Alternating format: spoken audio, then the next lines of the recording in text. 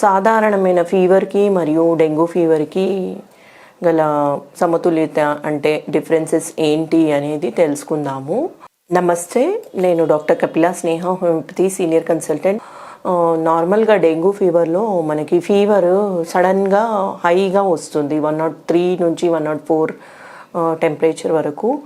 సాధారణ ఫీవర్లో మెల్లిమెల్లిగా 100 మొదలవ్వడం, 100 నుంచి మొదలై మెల్లిమెల్లిగా టెంపరేచర్ అనేది పెరుగుతూ ఉంటుంది.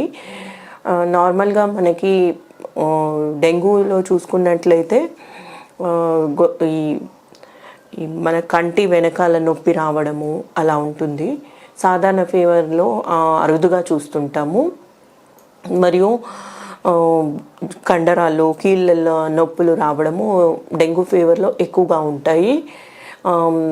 నార్మల్ సాధారణమైన ఫీవర్లో ఒక మోస్తారుగా ఉంటుంది. గొంతు నొప్పి అనేది మనము డెంగ్యూలో తక్కువగా చూస్తుంటాము. గొంతు నొప్పి రావడం సాధారణ ఫీవర్లో ఎక్కువగా ఉంటుంది. మరియు తలపోటు ముఖ్యమైన విషయము. తలపోటు తీవ్రంగా డెంగ్యూ ఫీవర్లో సివియర్గా ఉంటుంది.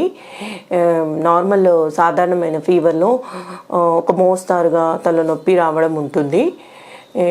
మరియు మనకి ర్యాష్ 3-5 రోజుల వ్యవధిలో ర్యాష్ అనేది డెంగ్యూ ఫీవర్లో ఏర్పడుతుంది, దద్దుర్లు రావడము. సాధారణ ఫీవర్లో ఫీవర్ తగ్గగానే ర్యాష్ అనేది చిన్న చిన్న కురుపుల్లాగా కూడా ఏర్పడుతుందండి.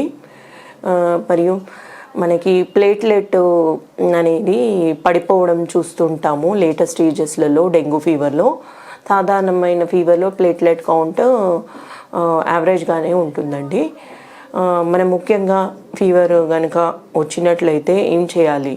ఇమ్మీడియట్గా 1-2 రోజుల కంటే ఫీవర్ ఎక్కువగా ఉన్నట్లయితే సిబిపి మరియు సిఆర్పిఎస్ఆర్ చేయించినట్లయితే, అందులో కనుక మనకి సిఆర్పిఎస్ఆర్ ఎలివేటెడ్ అయితే అది సాధారణమైన ఫీవరు.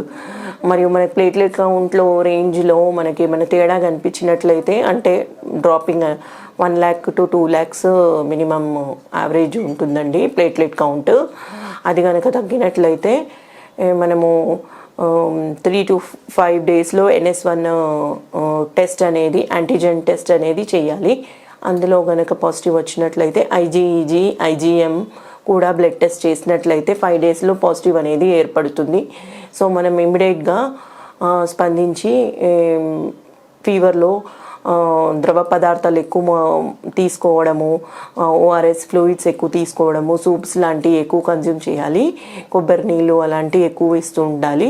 అంటే వీక్నెస్ అనేది ఎక్కువగా ఉంటుంది డెంగ్యూ ఫీవర్లో. సాధారణమైన ఫీవర్లో డ్యూరింగ్ ఫీవర్లోనే, ఫీవర్ తర్వాత కూడా కొద్దిగా ఉంటుంది.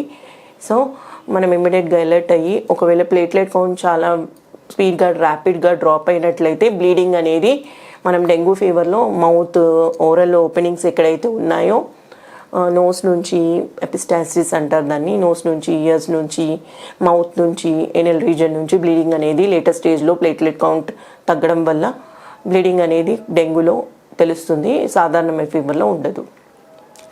ధన్యవాదాలు.